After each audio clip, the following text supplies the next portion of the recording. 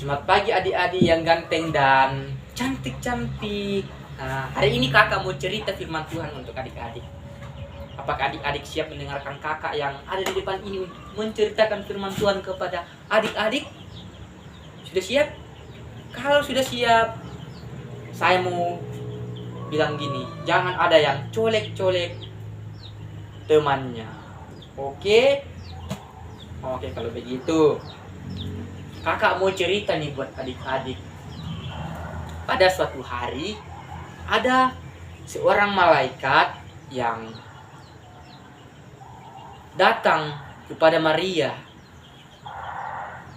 Dia menyatakan, engkau yang akan mengandung seorang bayi yang langsung dari Allah. Awalnya pas dia mengandung, dia belum tahu bahwa dia mengandung. Di sisi lain ada Yusuf. Yusuf ini adalah tunangan dari Maria ini. Pada saat itu Maria dengan Yusuf belum menikah, adik-adik. Nah, Yusuf ini takut karena mendengar kabar bahwa Maria ini mengandung. Dia ada niat menceraikan Maria ini karena Yusuf ini adalah keturunan Daud. Dia tidak mau diusir dari kampung halamannya. Akhirnya dia berniat untuk menceraikan Maria secara diam-diam, adik-adik.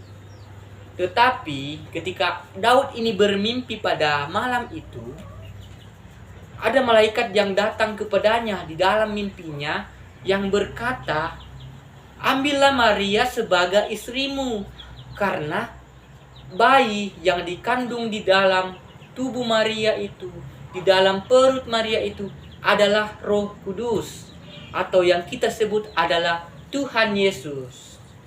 Nah, setelah Yusuf mendengar bahwa yang dikandung Maria ini adalah Tuhan Yesus, yaitu Roh Kudus, yang pada zaman dahulu sebelum kelahiran Yusuf ini sudah diceritakan bahwa akan lahir sang juru selamat di keturunan Daud, telah tergenapi di Yusuf dan Maria. Itu adalah kabar sukacita, teman-teman, adik-adik yang dikasihi Tuhan. Dan di sisi lain, teman-teman, kelahiran Yesus ini ternyata mempunyai sebuah tanda yang sangat indah di atas langit, yaitu sebuah bintang yang sangat bercahaya. Orang-orang Majus ini adalah orang-orang yang mendapatkan tanda. Orang-orang Majus yang berasal dari timur. Mereka ini seorang gembala, adik-adik. Nah, ketika tiga orang ini bergembala pada malam hari, mereka sedang istirahat.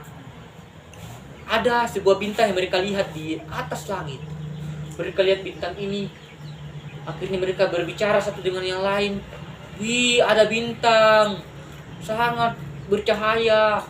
Bintang-bintang yang lain tidak bisa mengalahkan bintang ini. Mereka memandang, mereka heran. Ada apa ini? Kenapa ada bintang yang begitu bercahaya? Adik-adik, ketika mereka beristirahat, tiba-tiba ada malaikat yang datang kepada mereka bertiga.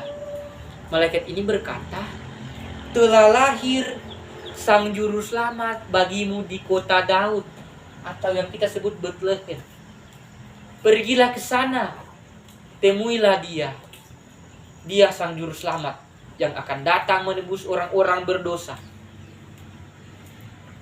Nah, ketika mereka mendengar kata-kata malaikat itu, mereka bertiga akhirnya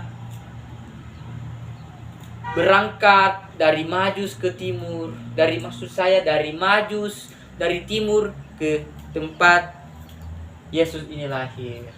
Mereka membawakan 3 persembahan, yaitu emas, kemenyan, dan mur. Karena mereka tahu bahwa yang lahir ini adalah sang juru selamat. Kita harus memberikan persembahan yang paling indah dalam hidup kita, yang paling istimewa, dan itu sudah dibuktikan oleh 3 gembala ini. Nah, tapi sisi lainnya, teman-teman, Yesus ini lahir tidak seperti yang kita bayangkan. adik-adik. Dia itu tidak lahir di kerajaan, dia tidak lahir di rumah mewah, dia tidak lahir dengan semua sudah ada, tidak. Malahan Yesus ini lahir di tempat yang sangat-sangat tidak layak pada saat itu. Dia lahir di sebuah kandang domba. Di sebuah kandang domba yang ditempati Yusuf dan Maria ini menumpang untuk melahirkan Yesus karena sangat mepet pada saat itu.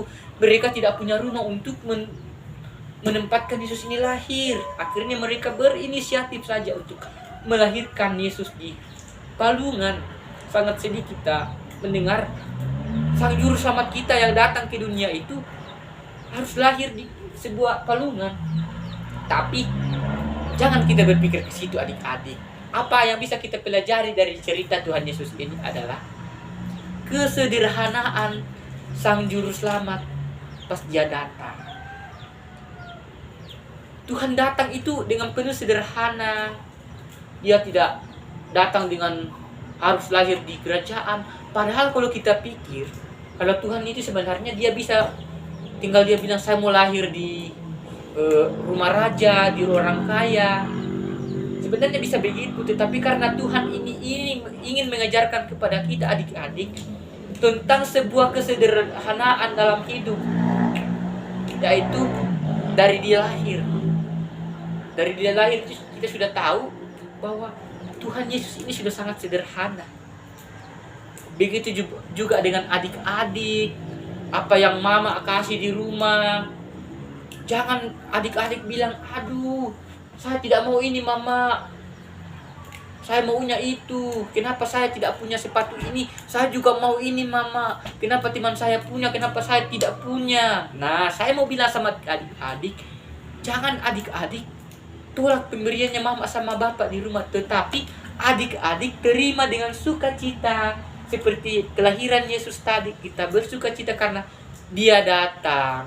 Karena bentar lagi Desember adik-adik, kita harus bersukacita menantikan kedatangan Tuhan Yesus ke dunia. Nah, untuk itu kita harus mempersiapkan diri kita. Walaupun tidak ada kado-kado nanti, tidak ada yang kasih kita apa, jangan sedih, tetap bersukacita karena Tuhan Yesus sudah datang ke dunia untuk menyelamatkan kita, orang-orang yang dicintainya. Amin firman Tuhan. Semoga apa yang kakak sampaikan ini dapat didengar baik adik-adik. Walaupun tadi kakak lihat adik-adik ini banyak yang tidak dengar kakak. Ada yang cuma colek-colek temannya. Padahal tadi kakak sudah bilang di awal, jangan colek-colek. Nah, tantangannya kakak tadi adalah siapa yang bisa ceritakan ke mama bapaknya sampai di rumah dan bapak mamanya datang ke kakak dan bisa menyampaikan apa yang adik-adik ceritakan ini, kakak akan kasih hadiah minggu depan. Setuju? Bagus. Nah, karena selesai, mari kita semua menyanyikan lagu menyambut firman Tuhan. Haleluya. Haleluya.